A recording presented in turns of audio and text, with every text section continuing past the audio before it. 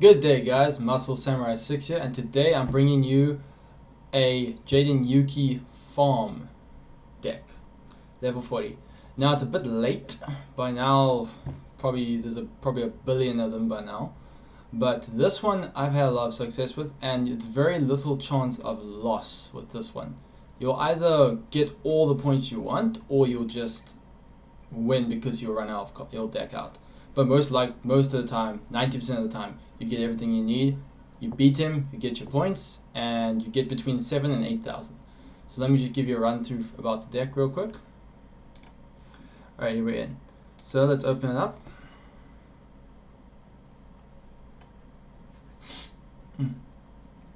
Okay, so the deck is pretty simple. You're gonna run 2 Necrofears, then you're gonna run. Let me just open it up quickly so you can see the card directly. I find it a lot easier that way. Okay, cool, here we go. Alright, so 2 Necrofears, and you're going to put 2 Necrofears in here. Because Necrofear is one of the most important cards for the deck to work. You're going to use 2 Karibos. I only use Karibo because I don't have Sphere Karibo. If you have Sphere Karibos, replace them with Sphere Karibos. It will work so much better, I promise you that much. Then you must use 1 Doom Dog, 3 Dark Mimic level 3s, Gravekeeper's Vassals, with just 1 Gravekeeper Vassal, 2 Union Attacks, 1 Shield and Sword, Storm, Secret Pass to the Treasure, Dimension Gate, and, well, 3 Dimension Gates, what am I talking about? 3 Dimension Gates, and 3 Good Goblin Housekeepings. That's the deck, and you're going to be using Labyrinth Builder. Alright, cool. So now that you've have a look at the deck, now let's get into a duel. Alright, load it up. We're going to start with nope, not you, not you, not you. Okay, cool. Here we go, level 40. Let's go in. Loading. Cool. And start. Here we go. And we're in. Let's do it. He's going first. So the cards we have here is, okay, we got 1 Necrofear, Storm, and Good Goblin Housekeeping. Okay, for now, the thing about this deck is, unless you get your Dimension Gate a little bit early, don't set it. Dimension Gate, do not activate your Labyrinth Builder. Rather, most times you'll have your Fiends, usually. You'll have your drawing cards, or your cards that empty the deck, like your level 3. And that will usually, you lay that down and you start laying the groundwork to get your Necrofears into the grave, to get your 3 Fiends into the grave so you can get your Necrofear out. So, but since I have Dimension Gate first turn, I will set this, and then we will activate Labyrinth Builder. Always a good idea is to toss the Necrofear into the deck, because you tend to get Doom Dog quite early. So, yeah. Another side note, a lot of his cards attack through defense, and always keep your Karibo in your hand, just to be on the safe side.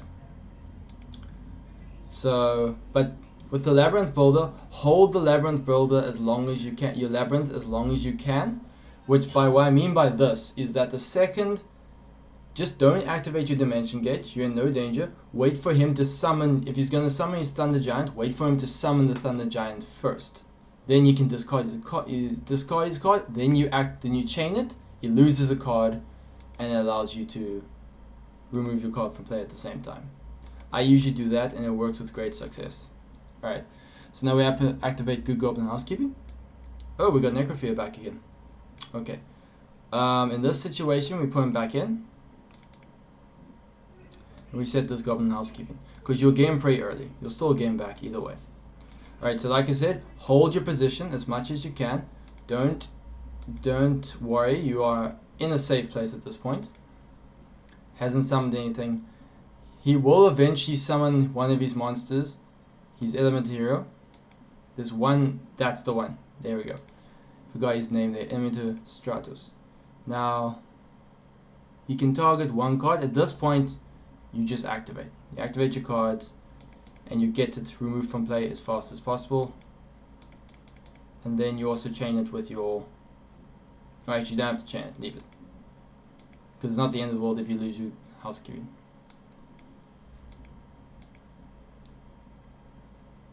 Alright, cool. Maybe could have held on a little bit there. Maybe went into a little bit of a panic there. Could have held on just a bit longer. It's fine. We'll survive. Alright. There we go. Like I said before on all my other farms, when it comes to your best cards or your necessary cards, if you got too much of your necessary cards, or your important ones, as in your union attack, your pass to the treasure, and your vassal, just put those cards back into the deck, because you won't need them at all until your final turn. So don't bother putting your fiends back, because you need your fiends in the graveyard. Unfortunately, I haven't actually weirdly enough drawn any of my normal fiend monsters, but which is quite unusual, but it's fine. Still no danger. So he's bringing out his Neos. Still in no danger.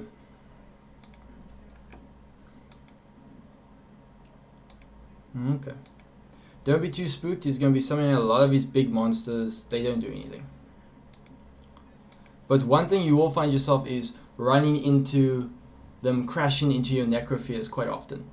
And you will take control of their card, and then they'll most likely destroy your destroy the equipped monster, will destroy your Necrofear, then they'll get their monster back. But that's why we have Labyrinth, that's why we have Dimension Gate here, protecting our Labyrinth. And we also, just in case he sneaks some attacks through, that's why we always have the Karibos there. But once again, side note, if you have Sphere Karibo, use it rather than normal Karibo. I'm only using it because I have to, not because I chose. Okay, so we're still hanging quite pretty now. Finally, Dark Mimic. Doesn't usually take this long, but yeah, it's fine. Okay, side note, some of his cards attack directly, so when they do attack, you're going to lose some life points. So don't let yourself lose a little, but don't forget that they attack directly. So you will lose a little bit, but do that. Lose about 2,000 max, because that will give you your comeback victory, and that will give you extra points. Now these guys are naturally going to attack as usual, and you'll draw extra card each time. And when they do attack directly though, or not directly, when they do attack through your monster's defense, just remember that you have your Karibos to stop the battle damage that you're going to inflict. Alright. You can always set this down as a side target for them, because he will activate his Oversoul, and he will destroy it eventually at some point, and then you'll get your card back, then you just re-dimension gate him again. But for now, you're in no real danger. Also, it's nice to set cards, because when you finally come to your final turn, you want to activate Storm. Sometimes he sets, a lot of times he has his negate attack face down. You want to get rid of that first before anything happens. Before anything goes wrong, you want that first. Alright, so we got the card in our hand at the moment. See what I'm talking about, over cluttering your important cards. So unfortunately now we have to toss a Dimension Gate, which isn't a happy situation, but we're gonna have to toss it because you got too much of your important cards in your hand, and he hasn't attacked directly enough. He hasn't attacked through defense enough. So unfortunately you have to discard your third Dimension Gate. So if he does activate Oversoul, these two cards will be destroyed, and you're gonna just have to rely on your Necrofears, which is fine. You can do that. That's why the Necrofears are there. Okay.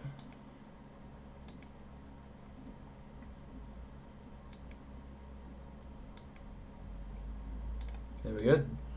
Doomdog gets us our Necrofear.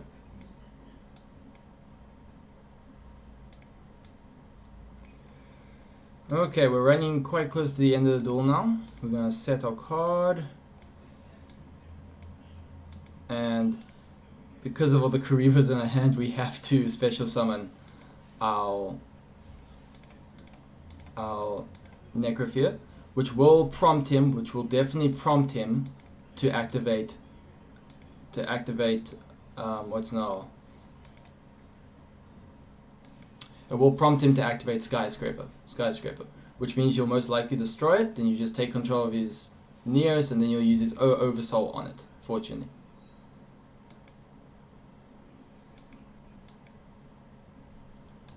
Once again, don't get spooked. These aren't dangerous cards. There are points if you want. At some points, if you feel that you might lose your card, you can always just Dimension Gate your Necrofear as well. Excuse me. And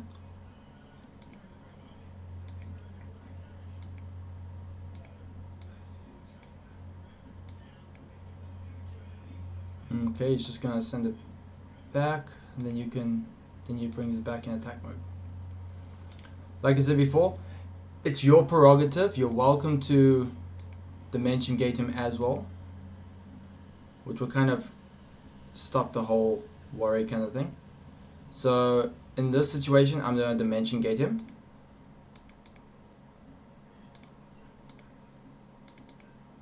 Because unfortunately I haven't got enough Fiends, so I can't lose him because I haven't got enough Fiends in my...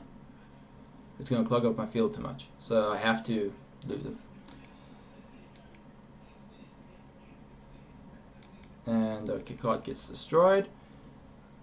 Usually he attacks through the defense of your monsters, but it seems this duel he seems to be very anti that, so... Okay, for now we've got too many cards in our hand. 1, 2, 3, 4, 5. 5 important cards, which means we're going to have to then 6, 7, 8. Which means we have to toss our... Ooh, we're in a dangerous place, but we have 1 card left, so we have enough to survive the duel. So unfortunately we're going to have to set a Karibo face down, which will give us 7 cards, and then we just we'll have to discard the other Karibo. Unfortunately, because this is the thing you need to watch out for, is too many cards set face down. There's the fusion card. But fortunately, he doesn't really summon. He's not going to really summon much. He hasn't got much to summon, so you're fine.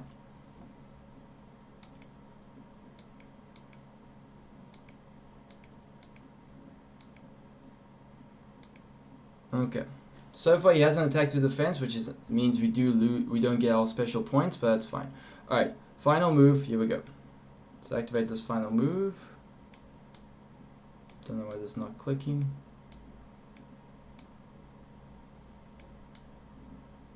There we go. Final move, destroy the face down cards, because one of them is negate attack. That's a guarantee. And destroy this. And destroy this. Alright, now I'm going to stop you guys there. Right here. One thing do not forget is to summon your cards in attack mode, otherwise union attack does not work. So make sure all your monsters come into attack mode, because you're going to forget. Because usually you can just switch it, but when it's Dimension Gate, you can't just switch it. Okay, here we go. We're approaching the final move. First, activate first before they've been summoned. Now summon them. Now summon him. Get the vassal on that field. Then you're gonna hit with your pass to the treasure. You know the routine, and you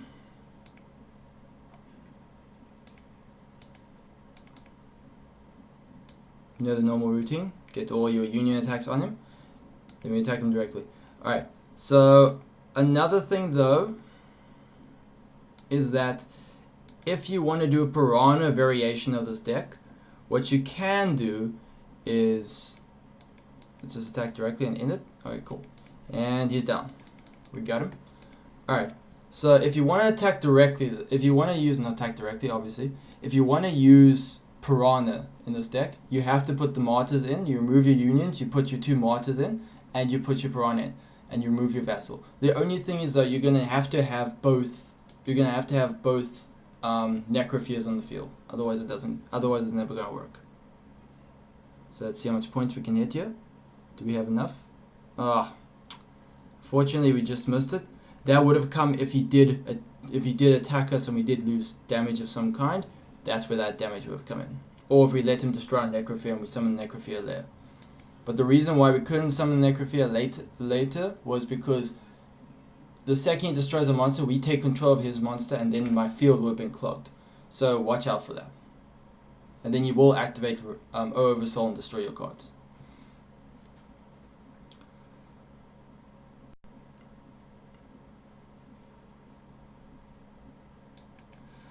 Alright, cool. So that's the deck.